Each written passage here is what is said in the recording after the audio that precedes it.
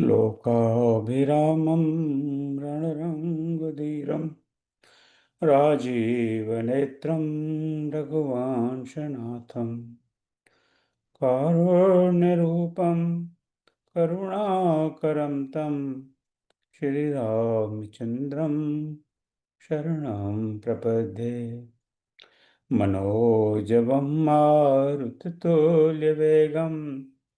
जितेन्द्रियं बुद्धिमतां वरिष्ठं वातात्मजं वानरयोधमुख्यं श्रीरामदूतं शरणं प्रपद्ये। श्रीरामदूतं शरणं प्रपद्ये। श्याम रामचंद्र भगवान की जय। उमापति महादेव की जय। पवन सुत हनुमान की जय। श्री कृष्ण कन्हैया लाल की जय। जय जय श्री राम। सर भाई और बहनों, आप सबका स्वागत, पुनः स्वागत आज की सभा में। तो जैसा आप सबको ज्ञात है, हम सब जानते हैं कि कुछ समय से हम मानस के शब्दों का अध्ययन कर रहे हैं, समझने का प्रयास कर रहे हैं। तो इस श्रृंखला में आज आदरणीय विनीता मिश्रा जी पुनः इस श्रृंखला को आगे बढ़ाएंगी और इन्होंने मानस में जो संज्ञा हैं उनका एक चर्चा काफी हो गई। जो संज्ञा जो एक बार आई, अभी उन्हीं शब्दों पे चर्चा हो रही है जो मानस में सिर्फ एक बार आए। उसके बाद में फिर जो दो बार अधिक बार आए उन पर चर्चा करेंगे। तो संज्ञाओं पर चर्चा होगी, विशेषणों पर चर्चा जारी है। तो उसी श्रृंखला को आगे बढ़ाते हुए मैं आदरणीय विनीता जी को आमंत्रित करता हूँ। जय श्री राम। विनीता जी, आपका बहुत बहुत स्वागत। जय सिया राम। ओम जी, सभी को जय सिया राम और सभी को सादर प्रणाम। आज हम लोग मानस में विशेषण जो एक ही बार आए हैं उन पर चर्चा करेंगे। और हम लोग बालकांड और अयोध्याकांड के विशेषण की चर्चा कर चुके हैं। आज हम लोग 3 कांड पर विशेषण की चर्चा करने का प्रयास करेंगे। अरण्यकांड, किष्किंधा कांड और सुंदरकांड।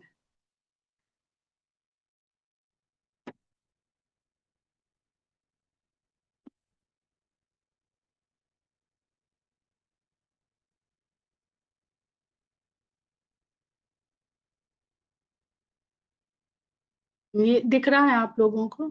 अभी नहीं। ये फाइल आप लोगों को दिख रही है? जी, धन्यवाद। तो देख रहे हैं हम लोग यहाँ तक कर चुके हैं। यहाँ पर आपको ये गहरा पीले रंग का दिख रहा है।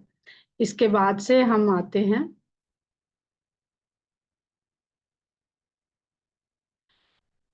अरण्य कांड पर। और इसमें जो विशेषण है, तो आरंभ में जो विशेषण हमें इसमें मिलते हैं वो वैसे तो संस्कृत में है, और मेरी जो ज्यादा चर्चा है वो अवधि को लेकर के है। जो अवधि बोली के शब्द हैं, विशेषण है। तो मैंने प्रयास किया है, उसमें हो सकता है कि संस्कृत में कुछ मुझसे त्रुटि हो जाए। तो जो इतने विद्वान हैं यहाँ संस्कृत के, तो मुझे उसको समझाने और सिखाने का बाद में अवश्य मुझे प्रयास करेंगे, समय देंगे मतलब। तो गोतीतम अनुपम, गोतीत अनुपम। गोतीत यानी जिसको इंद्रियों से परे है, इंद्रियों से जिसको जाना नहीं जा सकता। अनुपम, जिसकी कोई उपमा नहीं है। निर्गुण, गुणों से मुक्त। विषम, असमान, जो बराबर ना हो, समान ना हो। सगुण, तो देखिए निर्गुण भी भगवान के विशेषण में है और सगुण भी है। सगुण जिसमें गुण युक्त हो। अब निर्गुण और सगुण, निर्गुण का मतलब ये नहीं है कि गुणहीन, वो गुण जिसको प्रभावित ना करे, जो गुणों से प्रभावित ना हो, क्योंकि उसके ही भीतर गुण विद्यमान है। तो गुण औरों को तो प्रभावित करते हैं, उसको नहीं प्रभावित करते हैं। ये अर्थ निर्गुण का है। और सगुण का अर्थ है जिसको हम साकार रूप में गुण के सहित जब वो प्रकट हो गया, इसलिए ताकि भक्त उसको देख सके, अनुभव कर सके, उसके सानिध्य सामीप्य का आनंद उठा सके। अमलम अखिलम अनवद्यम पारम। अमल यानी निर्मल, संपूर्ण, दोष रहित, अपार। ये संधि के द्वारा बहुत सारे भगवान के विशेषण यहाँ पर जोड़े गए हैं। तर्जन यानी डराने वाले, तर्जन क्रोध लोभ मद कामः, विपुल बहुत अधिक, प्रचुर मात्रा, विपुल का मतलब होता है बहुत प्रचुर मात्रा में, तो बहुत अधिक। विभंजन यानी भंजन करने वाला, यानी नष्ट करने वाला, नाश करने वाला। नर्मद, नर्मद का अर्थ है आनंद देने वाला, पर जो किस तरह का आनंद, जो आह्लाद की श्रेणी में आता है ऐसा आनंद। ऐसे साधारण प्रसन्नता और प्रसन्नता के ऊपर आह्लाद, आनंद और आनंद के ऊपर आह्लाद, तो आह्लाद की अवस्था का जो आनंद है वो प्रदान करने वाला। मनस यानी मन में, सुवेशम सुंदर वेश, शमन, शमन का मतलब नाश कर देना, संशय, संशय के संदेह के साथ, शंका के साथ। संशय शब्द बहुत सुंदर है, अगर आप इसको देखें, इसके अर्थ को इसी में छुपा हुआ है। जिसका संग करने से बुद्धि का शयन हो जाए, बुद्धि सो जाए, मतलब काम ना करे, तो संशय, तो वो क्या है, शंकाएं हैं जो हमें भ्रम में डाल देती हैं। सुकर्कश, बहुत अधिक कर्कश, कर्कश तो आप लोग जानते हैं, कठोर, जो बहुत कठोर वाणी होती है उसको कर्कश कहते हैं। बहुत अधिक कठोर के लिए सुकर्कश। निष्काम, निष्काम जो हम लोग देखते हैं कि षटकोण वाला शा अवधि में बहुत बारहा हो गया है, तो निष्काम का अर्थ यहाँ पर निष्काम। आनंदित, आनंदित बहुत सरल है ये। सर्व पर यानी सबसे परे, सभी से परे। बंध मोक्ष प्रद, सर्व पर माया प्रेरक शिव। कुंवार यानी कुंवारा, जिसका विवाह ना हुआ हो। व्यभिचारी, इसका शुद्ध शब्द है व्यभिचारी, यानी जिसका आचरण दोषपूर्ण हो। विकरारा, विकरारा का शुद्ध शब्द है विकराल, विकराल यानी भयंकर। नानाकारा यानी अनेक आकार का, नाना आकार के यानी बहुत तरह तरह के, अलग अलग तरह के आकार के। सालक यानी सालने वाला, सालना यानी कष्ट देने वाला, पीड़ा पहुंचाने वाला। हालांकि यहाँ पर नाश करने वाला लिखा है, मुनि पालक खल सालक बालक, पर सालने का अर्थ पीड़ा भी होता है और पीड़ा नाश भी होता है, उसके प्रयोग के आधार पर यहाँ पर लिया गया है उसे। भयावह, तो भयावह ये सब हिंदी के ही शब्द हैं और आप लोग जरूर इनसे वाकिफ होंगे, इनको बहुत अधिक बताने की जरूरत नहीं है। भयकर यानी भयंकर, डरावने, डर भय को पैदा करने वाले। कोपे, तो कोपे जो है ये विभक्ति के साथ हो गया है, तो कोप में यानी क्रोध में। शोभित, शोभित, इसमें कोई भी मुश्किल नहीं है, केवल सा को शा कर देना है। शोभित शोभायमान, जिससे शोभित, शोभा बढ़ रही हो किसी चीज की, उसके लिए शोभित शब्द है। सत्कर्मा, इसका शुद्ध शब्द है सत्कर्म यानी अच्छे कर्म। सुविनीता, विनीत का मतलब विनम्र स्वभाव वाला, अब सुविनीता का मतलब हो गया बहुत अधिक नम्र स्वभाव वाला। तो ऐसे ही शील रूप सुविनीता, तो शब्द सुविनीत है, वो छंद के लिए उसको सुविनीता करके लिखा है। व्यग्र, व्यग्र, व्यग्र यानी बेचैन, बहुत व्यग्र हो जाना, जो चैन न पड़े, अधीरता का जिसमें समावेश हो गया हो। छलकारी, छल करने वाला यानी धोखेबाज, जो धोखा दे देता है। नवही, अब देखिए तो नवही जो शब्द है, अभी तक हम लोगों ने इसको पढ़ा क्रिया की तरह से, लगता है नवही यानी झुकाना, लेकिन यहाँ पर नवही का मतलब संख्या से है, तो इसलिए ये विशेषण है। नौ, नौ, नवही विरोध है नहीं कल्याण, इन 9 लोगों से विरोध करने से कल्याण नहीं होता है, तो यहाँ पर नवही का अर्थ नव, जो नवम संख्या हम लोग संस्कृत में पढ़ते हैं। शस्त्री, शस्त्र, शस्त्र को धारण करने वाले को शस्त्री कहते हैं, वही यहाँ पर शस्त्री के रूप में है। अब सही, अब सही का शुद्ध है अवश्य में, यानी जो किसी के वश में ना हो। सून, सून यानी सूना, जो हम लोग जानते हैं, जहाँ सूना, जहाँ रावण जब सीता माता को देखा तो सूना, जहाँ कोई ना हो। मनुज चरित, मनुष्य के चरित, मनुष्य के समान चरित, नर के समान चरित। अकेली, एकाकी, बहुत सरल शब्द हैं, सभी जानते होंगे, जो हिंदी भाषी नहीं है वो भी सुनते होंगे इन शब्दों को।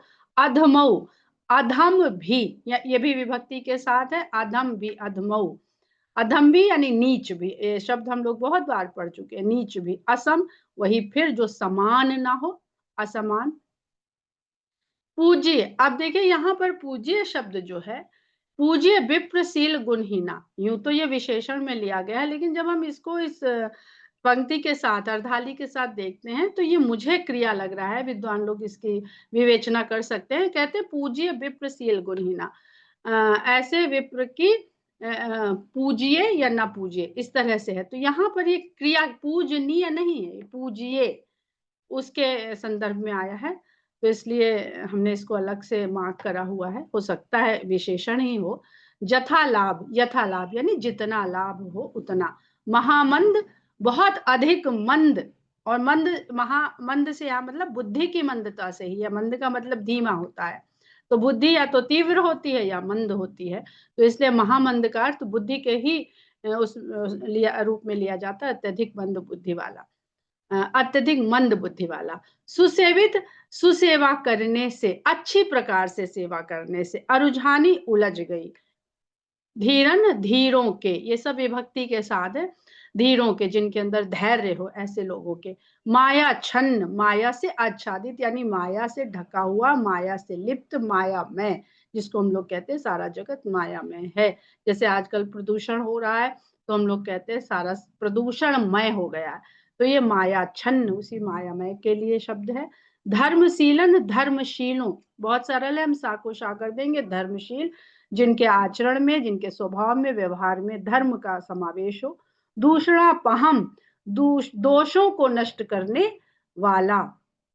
मत्सरा, मत्सरा जो है मात्सर्य भाव को कहते हैं। वैसे तो इसको ईर्ष्या के ही संबंध में प्रयोग किया समझ लेते हैं लोग, पर गोस्वामी जी ने इसको, अगर ईर्ष्या ही होता खाली तो ईर्ष्या भी लिखते हैं वो, और मत्सर भी लिखते हैं बहुत जगह। तो मात्सर्य भाव वो है जहां ईर्ष्या के कारण क्रोध भी पैदा हो जाए। एक ईर्ष्या होती है, हम मन ही मन में कुढ़ते रहते हैं उस ईर्ष्या के साथ, उसको प्रकट नहीं करना चाहते हैं, उसको दिखाना नहीं चाहते, जाहिर नहीं करना चाहते। लेकिन जब ईर्ष्या इतनी बढ़ जाए कि हमारे भीतर क्रोध पैदा हो जाए और क्रोध के रूप में वो जलन दिखने लगे, उसको मात्सर्य भाव कहते हैं। संकुले, संकीर्ण, संकुल, बहुत सकरा, जिसको बोलचाल की भाषा में हम सकरा सुनते हैं। विविक्त, विविक्त वासिना सदा भंजन्ति मुक्त ये मुदा, एकांत में। तमेकम अद्भुतम, तम एकम अद्भुतम, तम यानी अंधकार, उस अंधकार को दूर करने वाला वह एक ही जो अद्भुत है। तो ये भगवान का विशेषण है। तुरीयमेव, अब ये तुरीयम, तुरीयम एव यानी तुरीय अवस्था होती है, जो तीन प्रकार की, चार प्रकार की अवस्थाएं हैं जो आप लोगों ने बालकांड में विवाह के समय भी पढ़ी, जागृत, स्वप्न, सुषुप्ति, तुरीय। तो तुरीयावस्था, तो तुरीयावस्था ही कुयोगी नाम, कुयोगियों को, जो योग तो साधते हैं लेकिन किन्हीं बुरे विषय भावनाओं के लिए जो योग की साधना करते हैं, ऐसे ऐसे योगियों को कुयोगी नाम कहते हैं।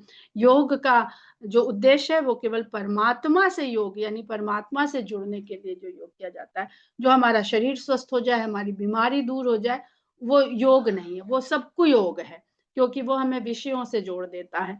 वल्लभम, वल्लभम का मतलब प्रिय। और बहुत सारे विद्वान, मैंने कहीं पढ़ा था कि जो बलम या बालम शब्द बनता है वो वल्लभ से ही बना है, जानकी वल्लभ, राधा वल्लभ। और प्रिय के लिए जो बालम शब्द बनता है या बलम शब्द, जो लोकगीतों में बहुत प्रयोग होता है। सुदुर्लभम, अत्यंत दुर्लभ, बहुत ही अधिक कठिन। अकामिनाम, अकामिनाओं को, जिनको कोई कामना हो, निष्काम लोगों को। सुसेव्य मनवहम, सुसेवन योग्य, ऐसे जिनकी सदा सुख पूर्वक सेवा की जाए, यानी जिनकी सेवा करने से सुख मिले, अच्छा लगे। संशयम, वही संशय जो अभी हम लोगों ने ऊपर पढ़ा था, उसको संस्कृत की तरह से यहाँ पे शब्द वही है। पाचिल, पाचिल यानी पिछला, जिसको हम लोग भूतकाल या अतीत इस तरह से कहते हैं, या पहले की तरह। तो प्रीत करे ही नहीं पाचिल बाता, पहले की तरह, पीछे की तरह। अकाम, अकामा का मतलब जिसमें कोई काम इच्छा ना हो, अकामा इच्छा रहित, निष्काम। जित, विजित यानी जिसको जीता हुआ हो, जीत लिया गया हो।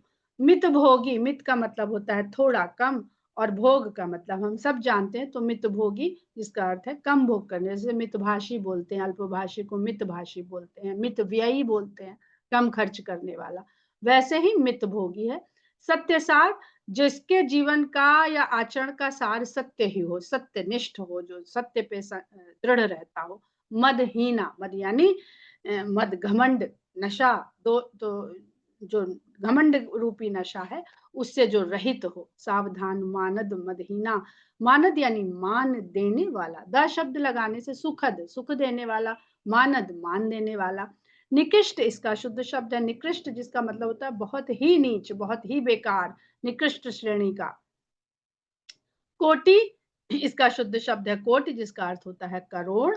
अपावनी, अपावन जिसका अर्थ होता है अपवित्र। बहुत सरल शब्द हैं। ढाबर, ढाबर का मतलब गंदा, भूमि परित ढाब, जिसको हम लोग कीचड़ कह देते हैं, पर कीचड़ से थोड़ा और पतला, तो उसको कहते हैं ढाबर। मैला, मैला पानी, मैला जल। कुटुंबी, कुटुंब के साथ जो रहता हो। गृहस्थ, गृहस्थ के लिए कुटुंबी शब्द। अबुद्ध, कुटुंबी, जिमिदनहीना। आश्रमी, जो आश्रम से संबंध रखता हो। चार्यु यानी चारों। पाप्यु, पापी भी, ये भी वही पाप, पापी के साथ विभक्ति लग गई तो पाप्यु। तो पापी भी, अब तक हमें लगता है जो ऊ करके, जैसे अधमऊ, पाप्यु, हमहू, तुमहू, तो ये भी के लिए आता है कि हम भी, तुम भी। उसी तरह से जब भी ये लगे तो इसको भी के साथ आप लोग जुड़ा हुआ मानिएगा इस विशेषण को। असोच, असोच का मतलब जिसके सोच रहित, जिसमें कोई चिंता ना हो, चिंता रहित। ये अशौच शब्द का असोच नहीं है, वहां पर भी सा का प्रयोग हो जाता है, पर उसमें औ की मात्रा लगी रहती है। बल सीव, सीमा को बहुत बार गोस्वामी जी सीम शब्द की तरह से अवधि में प्रयोग करते हैं, तो बल की सीमा। द्वय, द्वि जो हम लोग कहते हैं दोनों, दो, प्रथम द्वितीय, वही द्वि से ही दो बनता है, जो संस्कृत में द्वि है। अलोला, ये हमने पहले भी हम लोग अलोल के रूप में इसको पढ़ चुके हैं। अलोला मतलब अलोल यानी स्थिर। और हमने तभी भी बताया था, अगर आप लोग को याद हो, कि भौतिक शास्त्र में सबसे पहले लोलक और दोलन जो पढ़ाए जाते थे, तो वो गोला होता था ना, वो हिलता, इधर से छोड़ा, इधर से छोड़ा, तो उसको लोलक कहते थे। तो उसी से अलोल, जो हिलता नहीं है यानी स्थिर है, तो वो अलोल हो गया। सतगुण, सत का मतलब शत यानी 100, तो 100 गुना, शतगुणा यानी 100 गुना। उभव, उभव का शुद्ध शब्द है उभय, और जिसका अर्थ होता है दोनों। ये बहुत बार उभय करके भी ये गोस्वामी जी ने प्रयोग किया है, क्योंकि उभव की तरह से यहाँ पर लिया गया, इसलिए ये एक ही बार आता हुआ माना गया है। हालांकि ये उभय शब्द अनेक बार प्रयोग हुआ है, जो इसका शुद्ध रूप है। एक रूप, एक जैसा रूप, एक ही जैसे। श्रमहारी, श्रम को हरने वाले। संजातम, उत्पन्न हुए। रघुपति विरह अनल संजातम, उत्पन्न होने वाली, पैदा होने वाली,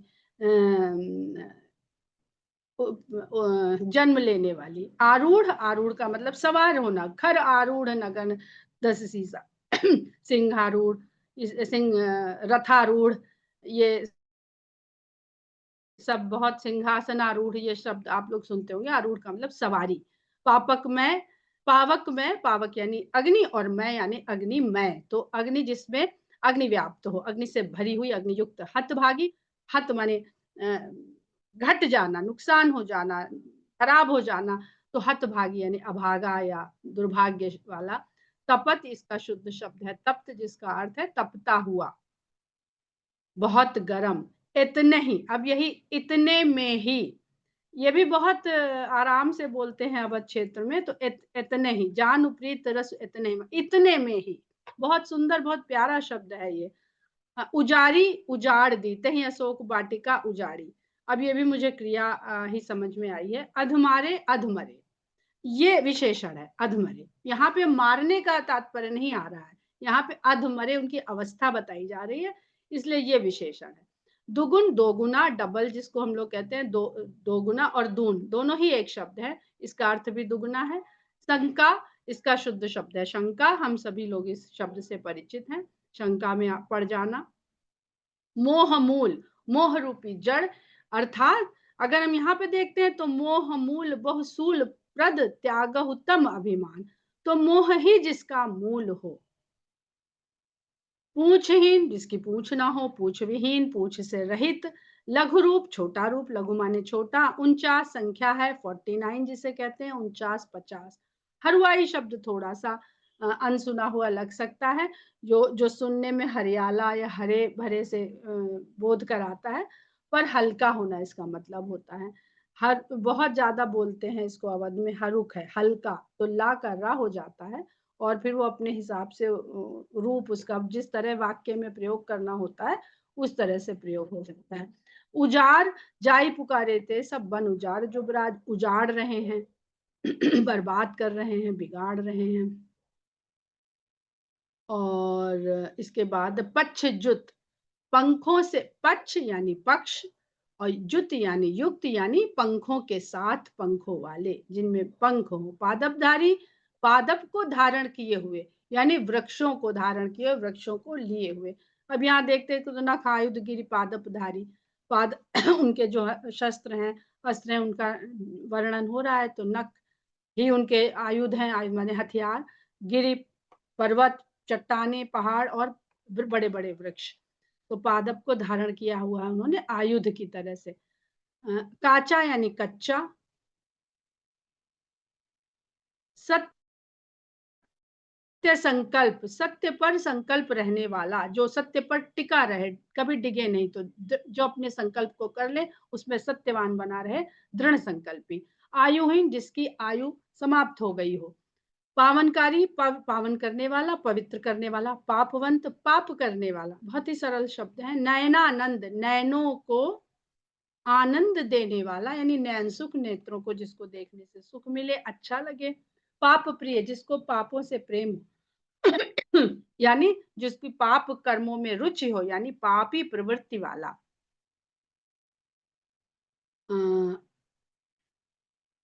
सर्वरूप, सर्वरूप जो सभी में, सभी में जो विद्यमान है, जितने भी रूप हम देखें उसमें वो विद्यमान है। आलसी, सभी जानते हैं, आलसी, सुस्त, लेजी।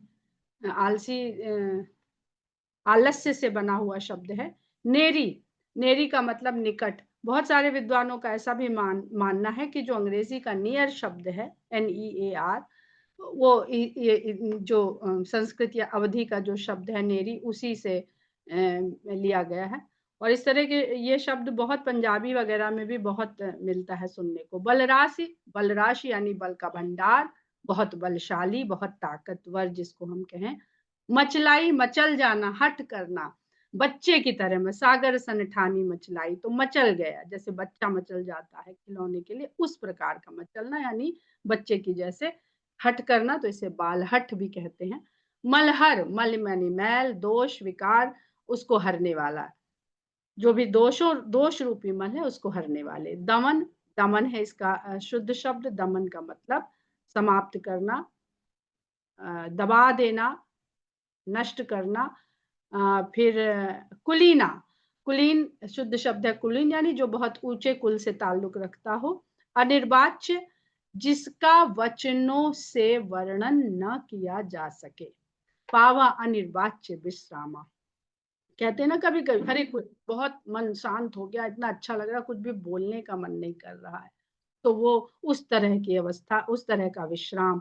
निलज्ज, निर्लज्ज, लज्जाहीन, जिसको उर्दू फारसी के प्रभाव के कारण हम लोग बेशरम बहुत कहते हैं, ये वही शब्द है। बड़ा सुंदर शब्द है और बड़ा शालीन शब्द भी है। हम लोगों के हो गए, अगर आप लोग कहें तो थोड़ा हमने छठे कांड पर भी काम कर लिया, तो अगर ओम जी कहें तो हम जो छठा हमारा लंका कांड है उसको भी जितने कर चुके हैं उसको यहाँ पर शामिल कर लेते हैं, क्योंकि समय तो है ही हमारे पास। हाँ हाँ जी, अवश्य आ गए, अभी तो बहुत समय के पास। जी, बहुत समय है हमारे थैंक पास, यू। क्योंकि बहुत छोटे कांड थे और बहुत सरल होता जा रहा है धीरे धीरे। विदारण, चीर फाड़ करना, तो विदीर्ण करने वाला है यहाँ पर, ये क्रिया की तरह से नहीं है यहाँ पर। तो विदीर्ण करने वाला यानी चीर फाड़ कर देने वाला। गह गई, ये एक साउंड है, घमाघम जो नगाड़े बजते हैं उसके लिए प्रयोग किया गया है। नीलगिरी, गिरी माने पर्वत, नील नीला पर्वत, नीले शिखर वाला पर्वत, उसका नाम ही नीलगिरी है, नीला दिखता है। पापौघमय, पाप, पापौघ में, पाप के समूहों से युक्त। बहुत बहुत अधिक पापी के लिए ये कहा गया है। आजन्मते पर द्रोहरत पापौघ में तब तनु अयम। निरामय, जिसमें विकार ना हो, नयशीला, नय का मतलब नीति, और नीति को जानने वाला, नीति कुशल, नीतिशील, नयशील, नीति का ज्ञाता, जो नीति में कुशल भी हो। निर्मली, निर्मल। दहिन, दहिन, वाम दहिन, दहिन का मतलब दाहिनी, यानी जिसको हम लोग राइट हैंड, राइट साइड कहते हैं, तो दाहिनी ओर। कुमार्ग गामी, कुमार्ग पे जाने वाला, कुमार्ग गामी। समरूप, एक ही रूप, समान रूप वाले। कुशलम, कुशल, निपुण। हितम, हित। हरम, हर, भगवान हरने वाले। भवतारण कारण काज परम मन संभव दारुण दोष हरम, तो दोष को हरने वाले, छीन लेने वाले, दूर कर देने वाले। परम, परम सभी जानते हैं, जो अखंड है, सदा समान है, सदा हर समय पूर्ण, हर अवस्था में पूर्ण है। भूप वरम, भूप, अब देखिए अवधि को भी संस्कृत की तरह से गोस्वामी जी लिखते हैं, भूप वरम है। वर का मतलब श्रेष्ठ होता है, और भूप का मतलब राजा। भू है भूमि, और पल होता है पति, स्वामी। तो भूप वरम यानी श्रेष्ठ राजा। सब रूप, सर्वरूप, सभी रूपों में। भिन्नम भिन्न, अब ये देखिए, भिन्नम भिन्न, भिन्नम अभिन्न, तो ये जो भिन्न भी है और अभिन्न भी है, इसमें दोनों अलग अलग शब्द हैं, भिन्न भिन्न नहीं है। इत वेद बदंति न दंत कथा रवि आतप भिन्नम भिन्न जथा, तो भिन्न और अभिन्न, अलग होते हुए भी एक दिखना। बहुत सुंदर शब्द है ये, मानस के अंदर जो ये इस स्तुति में है। विभेद करी, विभेद करने वाली, यानी भेद पैदा करने वाली, अलग अलग दिखाने वाली, विशेष रूप से, क्योंकि वी शब्द लग गया तो विशेष प्रकार के भेद को पैदा दिखाने वाली। सेवितम, जिसकी सेवा की जाती है, ऊपर हम लोगों ने सुसेवितम में पढ़ा है इसे। शुभदम, शुभद यानी शुभ को देने वाले। विभुम, विभु भगवान के लिए ही शब्द आता है। बिरजम, आप देखिए बिरजम, रज का मतलब होता है धूल, और विरज मतलब धूल से रहित, जिसमें धूल ना हो। तो धूल से यहाँ जो तात्पर्य है वो विकार से, धूल को हम लोग कहते हैं ना गंदगी, तो ये शब्द इतना सुंदर लगता है कि जो भगवान विरज हैं, उन भगवान के चरण की हमको रज चाहिए, तो हमको रज देने के लिए भगवान अवतरित होते हैं और अपने चरण रज में लगाते हैं। ये बहुत सुंदर शब्द मुझे लगता है। अगर आप विरजम से भगवान को समझने का प्रयास करेंगे, भगवान राम के चरित्र को, तो बहुत आनंद आएगा। अव्यक्त, जिसको व्यक्त न किया जा सके, जिसको प्रकट न किया जा सके, बताया ना जा सके। अतुलित बल, जिसकी तुलना न की जा सके, ऐसा बल। मनुज तनु, मनुष्य का शरीर। रामाकार, राममय, रामाकार भये तिन्ह के मन, राममय हो गए, राम के समान हो गए। 12 भव बारिधि मंदर परमम दर 12 तारे संस्कृत पुस्तर। अब ये 12 सागर है, इसमें भी हमने लगाया हुआ है क्वेश्चन मार्क कि क्या क्या ये संज्ञा है, तो हमें भी इसमें थोड़ा कंफ्यूजन है। सदल, दल सहित, स का मतलब साथ, संग, और दल के साथ, यानी दल सहित। निष्केवल, राम कृपा नहीं करहि तस जस निष्केवल प्रेम, विशुद्ध प्रेम, जिसमें कुछ और ना हो। अनन्य भी देखिए उसका अर्थ लिखा हुआ, जिसमें कुछ और शामिल ना हो, केवल केवल केवल और केवल भगवान की जिसमें कामना हो। सशंक, सशंक, तो इसका शुद्ध है सशंक, यानी शंका के साथ। हमको पता नहीं हम इसमें कहाँ तक कार्य कर चुके हैं, तो शायद यहीं तक अभी किया होगा, तो यहीं पर हम विराम लेते हैं। अगर कोई शब्द ऐसा है कि आप लोग को चर्चा करने का मन है, पूछने का मन है, या बताने का मन है उस शब्द के बारे में कुछ बढ़िया नई बात, तो हम लोग सभी लोग बहुत आनंद के साथ सुनना चाहेंगे। बहुत बहुत धन्यवाद।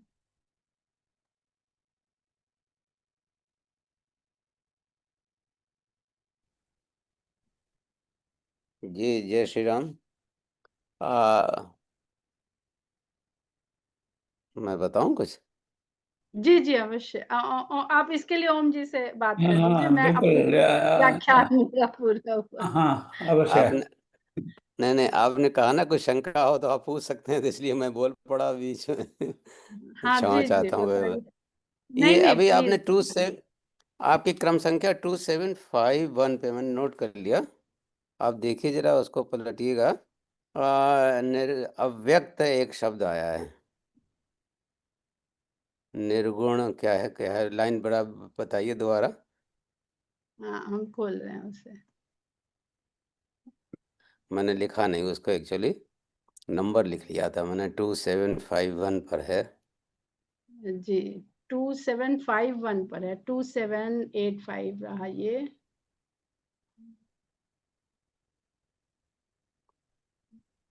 2751 ये आ गया आपका अव्यक्त। जी जी। ये ये को ब्रह्म निर्गुण ध्याव अव्यक्त जय श्रुति गाव। यहाँ पर अव्यक्त का तात्पर्य जो व्यक्त न किया जा सके से शायद नहीं है, मुझे पता नहीं, मैं तो विद्वान नहीं हिंदी का, मुझे बिल्कुल ऐसे ही है। श्रुतियों को में अव्यक्त एक अलग शब्द आया है, श्रुतियों में जो हमारे उपनिषदों में। तो अव्यक्त ये हमारी प्रकृति का जो पहला रूप जो है अव्यक्त के, उसको अव्यक्त एक अलग संज्ञा दी गई है। मुझे ऐसा लगता है, मुझे पता नहीं, इसको जरा आप देखिएगा फिर दोबारा बताइएगा। मुझे ऐसा लगता है कि अव्यक्त यहाँ पर संज्ञा के रूप में हुआ है, जो कि प्रकृति का हाँ, पहला रूप है जब ये ये सृष्टि की ये रचना होती है। ये मैंने बहुत सारे शब्दों में पाया है, मुझे भी कंफ्यूजन रहा, क्योंकि व्याकरण की ये मुझे छटे हुआ मिला है कि ये विशेषण है। तो बिल्कुल सही कह रहे हैं, बहुत सारे शब्दों में हमको भी ये दुविधा थी कि ये संज्ञा है कि विशेषण है। बहुत सारे चेक करने पे मैंने उनको विशेषण ही पाया, जब मैंने शब्दकोशों में उनको खोजा। तो इसलिए हमने इसमें कोई शब्द ऐसी टिप्पणी बहुत अपनी तरफ शब्दकोशों से में नहीं तो की है। उन्होंने उस शब्द का अर्थ बता दिया, लेकिन श्रुतियों में अव्यक्त शब्द एक अलग से प्रकट वर्णित है। उपनिषदों में आप ये देखिए हमारे तो। बीच में राजरानी जी हैं, उनको मेरे ख्याल से बहुत अच्छी जानकारी है, वो इस पे प्रकाश अवश्य डाल सकती हैं। जी जी। तो अगर ओम जी नहीं, मैं संदर्भ नहीं समझ पा रही हूँ। प्रणाम करती हूँ सबको। और क्या मैंने हाँ, अव्यक्त। आपका कहना है राजरानी जी कि जो जी अव्यक्त जी, शब्द है वो विशेषण की तरह नहीं, संज्ञा की तरह से है। ये विशेषण संज्ञा विशेषण भी बन जाते हैं प्रयोग के अंतराल से, जैसे इंग्लिश में भी होता है। तो ये कहाँ पे किस चौपाई में मैं देखूं जरा, मैं ये कहीं देखिए और। आप सु खुला हुआ है, ये जो यहाँ पे खुली है ना। हाँ मैं। हाँ, ये हाँ हाँ देखिए 2751 सबसे पहले हाँ, ये कॉलम। को ब्रह्म निर्गुण ध्याव अव्यक्त जय श्रुति गाव। नहीं, यहाँ पे तो वही है, विशेषण ही है यहाँ तो।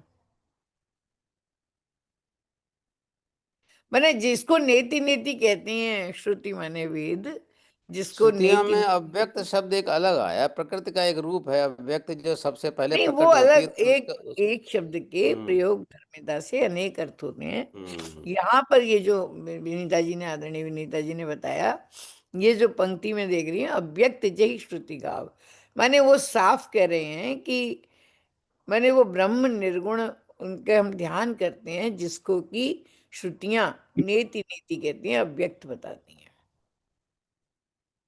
व्यक्त मतलब अव्यक्त वो दोनों। कैसा है तो वो तब अव्यक्त है, हाँ, इसलिए वो अव्यक्त, विशेषण, बिल्कुल, वो ये कैसा विशेषण है ही वो है। अव्यक्त है। ये विशेषण ही है यहाँ पे, इसमें कोई वो नहीं है, शंका नहीं है। बहुत ठीक सर, धन्यवाद। धन्यवाद। मैं तो यही कहूंगी, मेरी मेरी मतलब, मुझे मेरे विचार में यही लग रहा है।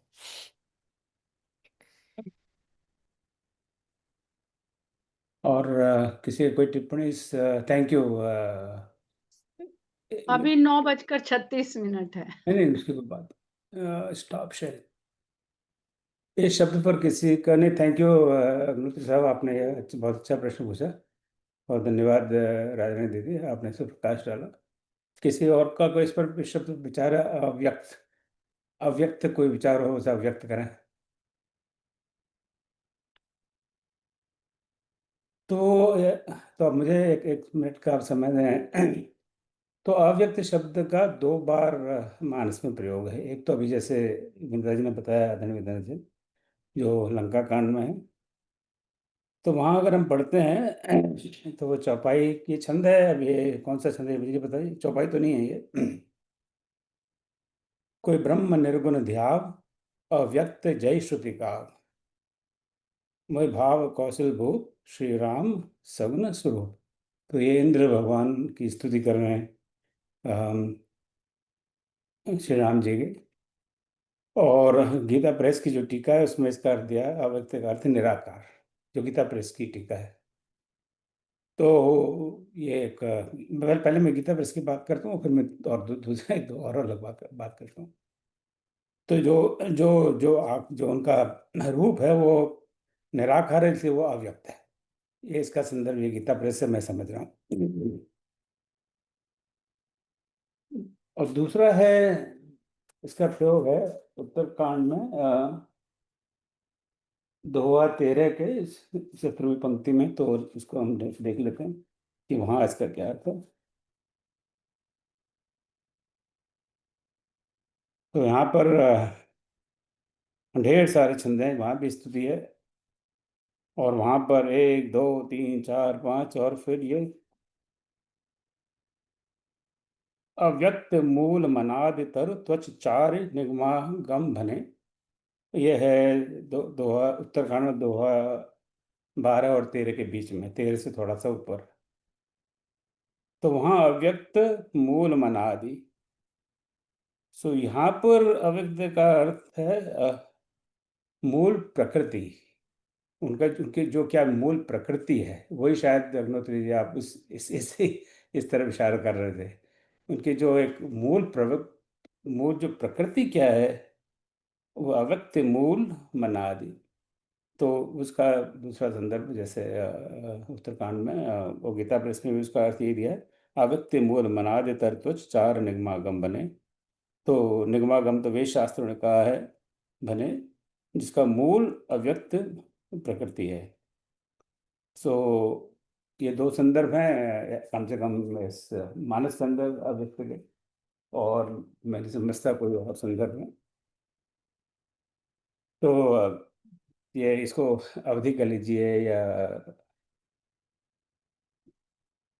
तद्भव कर लीजिए। अव्यक्त ब वाला ब है, वो तो अवधि में इस तरह से शब्द प्रयोग होते हैं।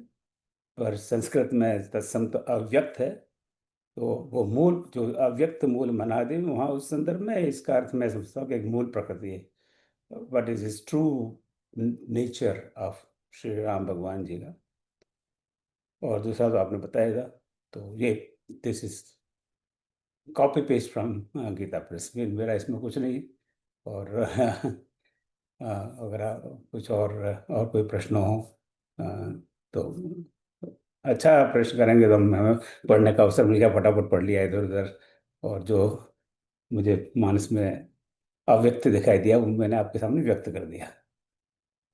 एक इसका और तात्पर्य समझ में आता है जो अभी आपने अव्यक्त मूलम अनादि तरुत्वच चारि निगमागम भने। तो मूल प्रकृति एक तो ये हो गया सीधा सीधा शब्द मूल प्रकृति जो अव्यक्त है। अब अगर आप यहाँ पे अगर आप इसको गीता का जो अध्याय 15 है वहां पर इस छंद की बहुत पूरी व्याख्या मिल जाती है, जहाँ पे प्रकृति से फिर जो संसार मूल प्रकृति से जो प्रकृति जो हमें दृष्टि गोचर है वो बनती है, तो उसको वृक्ष के रूप में बताया गया है और उसी वृक्ष का यहाँ पर वर्णन है। तो आप देखेंगे तो मूल जो होती है वो दिखती नहीं है, पेड़ की जो जड़ होती है वो दिखाई नहीं होती है पर दिखाई नहीं देती है। तो एक इसका ये भी तात्पर्य है मुझे, जब भी इस छंद को पढ़ती हूँ तो ये भी मुझे उसमें नजर आता है कि शायद मूल मौलिक तो है ही, मौलिक तो है ही, मूल का अर्थ मौलिक से भी हुआ कि मौलिक प्रकृति है वो, और मूल का अर्थ जड़ से भी है। और चूंकि वो वृक्ष के रूप में वर्णन है, उसकी शाखाएं हैं, त्वचा यानी तने की छाल है, उसमें इतनी पत्ती फल हैं, उसमें बेलें लिपटेंगी जो भक्त हैं जो आश्रित हैं। तो उसलिए हम मूल भी इसको मान सकते हैं, क्योंकि बिना मूल के बिना जड़ के वृक्ष की कल्पना नहीं की जा सकती।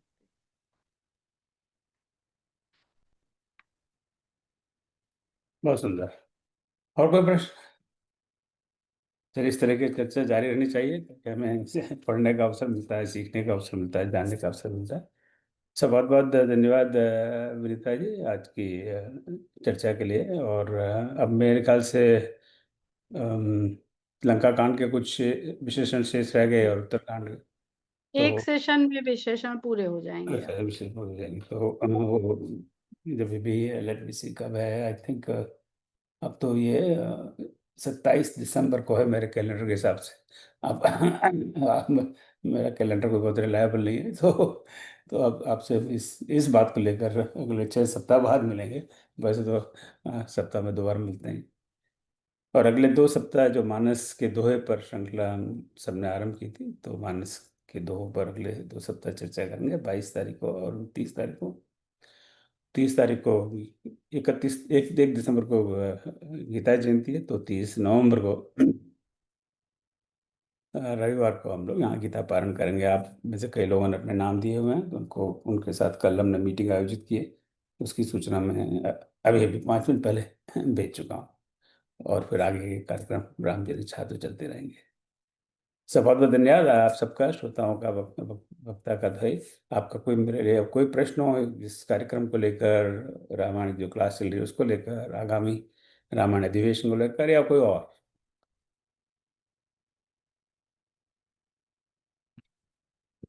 आप अव्यक्त रहना ही पसंद करेंगे। यही हमारी मूल प्रवृत्ति है। चलिए बहुत सुंदर, इसलिए शायद हो सकता है अव्यक्त शब्द आया हो, कहीं नहीं नहीं कहने में ज्यादा जय भला। श्री राम।